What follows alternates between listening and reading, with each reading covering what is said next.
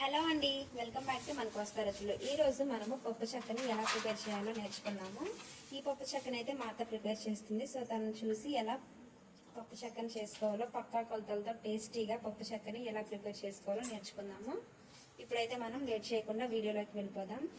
అత్త, ఈ రోజు పప్పు చెక్క చేస్తున్నావు కదా, ఈ పప్పు చెక్క ఎలా చేసుకోవాలి, అసలు దీనికి కావాల్సిన ఏంటో మాకు కూడా చూపిస్తావా? మేము నేర్చుకుంటాము. చెప్తానమ్మా. అయితే పప్పు చెక్క చేసుకోవడానికి ఏమేం కావాలి? ఫస్ట్ వేరుశనగ పప్పు, వేయించిన వేరుశనగ విత్తనాలు పొట్టు తీసి బద్దగా చేసుకోవాలి. ఎన్నివి? 2 కేజీలు. 2 కేజీలు వేరుశనగ పప్పు. బెల్లం 2 కేజీలు. బెల్లం 2 కేజీలు. కేజీ పప్పు అయితే కేజీ బెల్లం వేసుకోవాలి. ఈ 2 కేజీల పప్పు కాబట్టి 2 కేజీలు బెల్లం. కేజీ వేసుకోవాలి. కేజీ వేసుకోవాలి. కేజీ పప్పు అయితే కేజీ బెల్లం వేసుకోవాలి. కిలో బావు అయినా వేసుకోవచ్చు. స్వీట్ ఎక్కువ తినే వాళ్ళు అయితే కేజీ బావు వేసుకోవాలి. మన స్వీట్ తక్కువ కాబట్టి కేజీ. దానిలోకి యాలకులు, ఒక 10 యాలకులు, కొంచెం తినే సోడా ఉప్పు. తినే సోడా ఎందుకు? తినే సోడా వేస్తే పప్పు చెక్క అనేది బోరుగా బాగుంటది, టేస్ట్ గా. సరే, అయితే ఇప్పుడు ఈ బెల్లాన్ని ఏం చేయాలి? బెల్లాన్ని బాగా మెత్తగా దంచుకొని పాకం పట్టాలి. ఇప్పుడైతే బెల్లం దంచాలా? బెల్లం దంచుదాము. ఇలా మెత్తగా దంచుకోవాలా బెల్లాన్ని? ఇలా మెత్తగా దంచుకొని స్టవ్ మీద పెట్టుకొని దీనిలోకి పాకంలోకి చిన్న గ్లాస్ వాటర్ వేయాలి. చిన్న గ్లాస్ సరిపోతాయా? చిన్న గ్లాస్ సరిపోతుంది. అసలు వాటర్ పోయకుండా కూడా చేస్తారు. వాటర్ పోస్తే ఏంటంటే పాకం అనేది లేట్ గా ఉడికిద్ది. అప్పుడు బాగా రుచిగా ఉంటది పప్పు చెక్క అనేది. ఇలా కలుపుకుంటూ పాకం వచ్చే వరకు తిప్పుకుంటూ అడుగంటకుండా తిప్పుకుంటా ఉండాలి. పాకం దగ్గరకు వస్తుంది కాబట్టి ఈలోగా మనం ప్లేట్లకి నెయ్యి రాసి రెడీ చేసుకున్నాం. వీటి మీద ఇప్పుడు పప్పు చెక్క వేయాలా? దీని మీద పప్పు చెక్క వేయాలి. నెయ్యి రాయడం వల్ల వెంటనే వచ్చింది పప్పు చెక్క అనేది ప్లేట్ల నుంచి.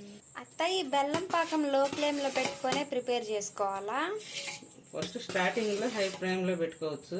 హైలో నిదానంగా సిమ్ లో పెట్టుకోవాలి. సిమ్ లో పెట్టుకుని చేసుకోవాలి తక్కువగా. ఇలా సిమ్ లో పెట్టుకుని ముదురు పాకం వచ్చేంత వరకు చూసుకోవాలి. లేకపోతే పాకం మాడిది. హైలో పెడితే నల్లగా వచ్చింది పాకం. పాకం అనేది దగ్గరకు వస్తుంది. ఇప్పుడు కొంచెం నెయ్యి వేసుకుందాం. నెయ్యి వేసుకుంటే బాగుంటది పప్పు చెక్క అనేది. ఎంత నెయ్యి పట్టిద్ది? 50 గ్రాములు నెయ్యి పెట్టింది. 50 గ్రాములు నెయ్యి వేసుకున్న తర్వాత ఇప్పుడు కొంచెం తినే సోడా, వంట సోడా కూడా వేసుకోవాలి. కొంచెం.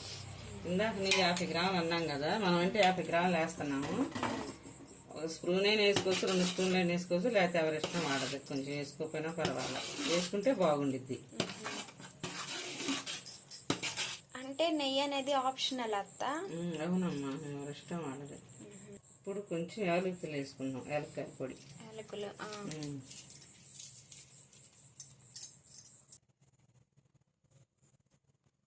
పాకం రెడీగా ఉండాలి. ఇదిగో గట్టిగా పాకం వచ్చేసింది. ఇప్పుడు ఏం చేయాలక్క? పప్పులు పోయటమే, శనక్కాయ పప్పు.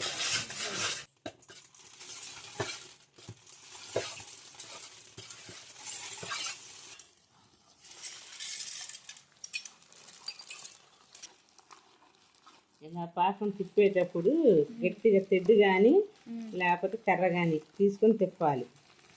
అవును, పాకం బాగా గట్టిగా ఉంటుంది కదా.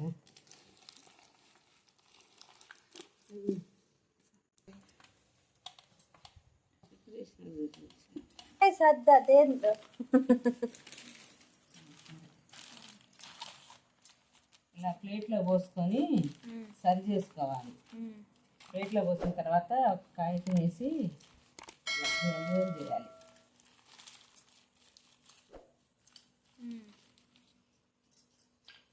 కట్ చేసుకుంటే బిళ్ళలుగా పప్పు చెక్క ఇలా ప్లేట్లో పోసిన తర్వాత ఒక అరగంట ఆరనివ్వాలి. తర్వాత చిన్నగా గరిటె పెట్టి ఇట్లా తీయాలి.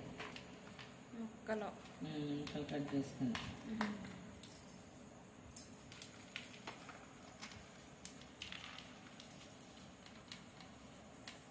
ఇప్పుడు ఇప్పుడైతే మనకి పప్పు చెక్క అయితే రెడీ అయిపోయిందా? చెక్క అయితే రెడీ అయిపోయింది. అంతేనా? ఒక గిన్నెలోకి పెట్టుకోవాలి పక్కకి. పప్పు చెక్క అనేది ఎలానేనమ్మా చేసుకునేది, బాగా వచ్చింది. చెక్క అనేది బాగుంది. ఎలా ఉందో కొంచెం టేస్ట్ చేసి చూడు. టేస్ట్ అయితే చాలా బాగుంది అత్త. నెయ్యి, సోడా, తినే సోడా, వంట సోడా అనేది వేస్తే ఇది ఇలా ఊరకనే బోలుగా చక్కగా ఇరిగిద్ది. తింటున్నా కూడా బాగుంటుంది, రుచికరంగా టేస్టీగా. అవును, చాలా టేస్టీగా ఉంది పప్పు చెక్క.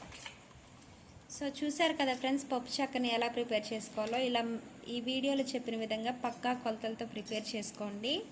పప్పు చెక్క అనేది చాలా బాగుంటుంది. తప్పకుండా మీరు కూడా ట్రై చేయండి. ఎలా వచ్చిందో మాతో అయితే షేర్ చేసుకోండి. అంతకంటే ముందుగా మీరు ఈ వీడియోని లైక్ చేయండి, షేర్ చేయండి. ఇలాంటి మరిన్ని వీడియోస్ కోసం మన కోస్తా రుచుల ఛానల్ని తప్పకుండా సబ్స్క్రైబ్ చేసుకోండి. Thanks for watching.